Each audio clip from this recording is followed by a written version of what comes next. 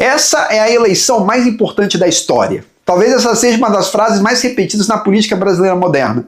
E o mais curioso é perceber que ela aparece em absolutamente todas as eleições. Em 2002 diziam isso, em 2006, 2010, 2014, 2018, 2022 repetiram exatamente o mesmo discurso.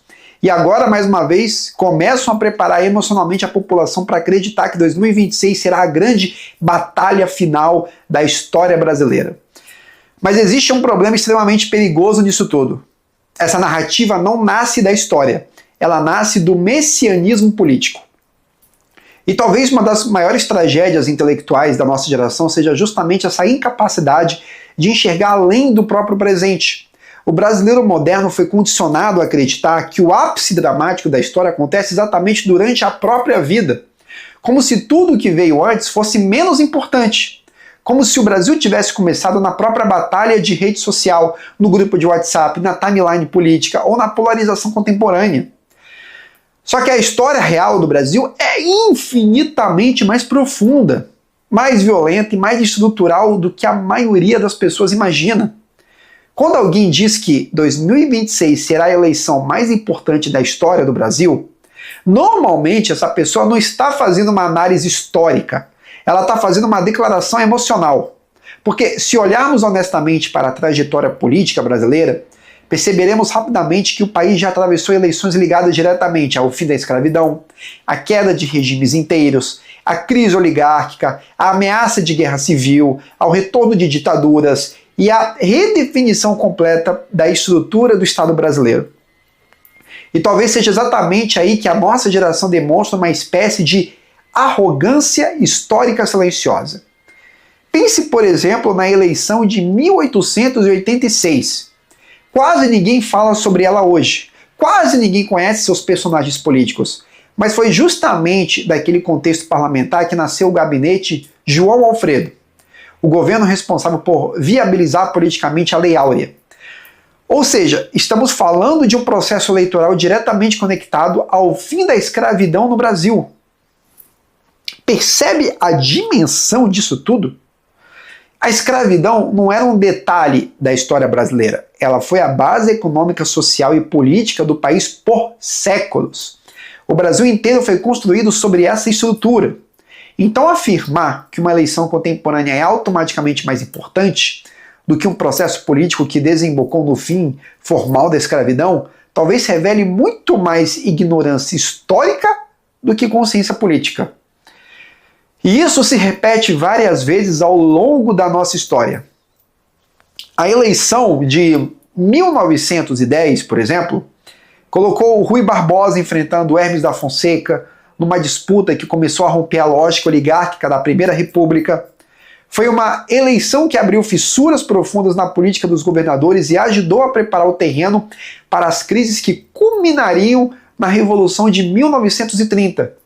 Depois vem 1922. Uma eleição marcada por tensão institucional extrema, revoltas militares, crise de legitimidade e o fortalecimento do tenentismo.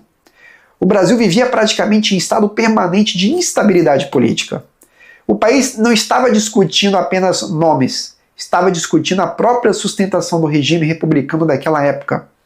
E talvez uma das coisas mais impressionantes da nossa geração seja perceber como as pessoas falam sobre polarização hoje sem fazer ideia do que foi o Brasil em determinados períodos históricos. Hoje, muita gente diz que o país está dividido, porque familiares brigam no Natal ou porque existe hostilidade nas redes sociais, mas houve períodos da história brasileira em que o país estava literalmente à beira de uma guerra civil. A eleição de 55 é um exemplo brutal disso. O Brasil vinha do suicídio do Getúlio Vargas, o ambiente político era explosivo, existia ameaça real de ruptura institucional, setores militares contestavam o resultado eleitoral, o país operava sob estado de sítio, havia risco concreto de golpe, de conflito armado e de colapso político interno. Agora, compare isso com a maneira teatralizada como boa parte da internet trata eleições atuais. Perceba o tamanho do presentismo moderno.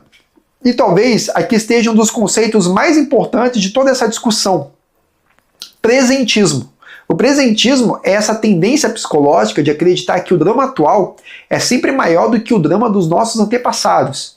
É a incapacidade de enxergar a própria época com proporção histórica. É como se cada geração se convencesse de que vive o momento mais decisivo de toda a civilização. Só que isso gera algo extremamente perigoso. O eleitor deixa de enxergar candidatos como gestores públicos e começa a enxergá-los como figuras messiânicas. E é exatamente isso que está acontecendo hoje.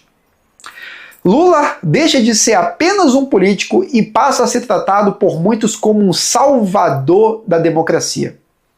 Bolsonaro deixa de ser apenas um líder conservador e passa a ser visto por outros como um redentor nacional. A política deixa de funcionar como administração do Estado e começa a operar como religião secular. E quando isso acontece, a democracia entra num terreno extremamente tóxico. Porque se o meu candidato representa o bem e o adversário representa o mal absoluto, então qualquer meio passa a parecer justificável para derrotar o inimigo. O debate racional morre, a análise histórica desaparece, a ética se relativiza e o país mergulha numa lógica emocional de guerra permanente. Talvez seja exatamente por isso que a política contemporânea esteja produzindo tanto fanatismo e tão pouca lucidez.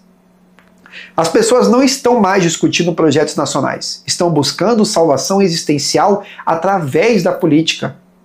E isso, meus amigos, é extremamente perigoso. Porque, pensem comigo, nenhuma eleição resolve magicamente problemas estruturais construídos ao longo de décadas ou séculos. Nenhum presidente sozinho reconstrói uma civilização. Nenhum mandato presidencial, isoladamente, destrói completamente uma nação. A história real funciona em longa duração. O Brasil de hoje é continuidade de 1822, de 1889, de 1930, de 64, de 88. Somos resultados de estruturas históricas profundas que atravessam gerações inteiras. Mas o messianismo eleitoral moderno destrói essa percepção histórica. Ele faz o cidadão acreditar que a história começou agora e terminará na próxima apuração eleitoral. E talvez seja justamente isso que esteja adoecendo o debate político brasileiro, né? Ou pelo menos uma das coisas.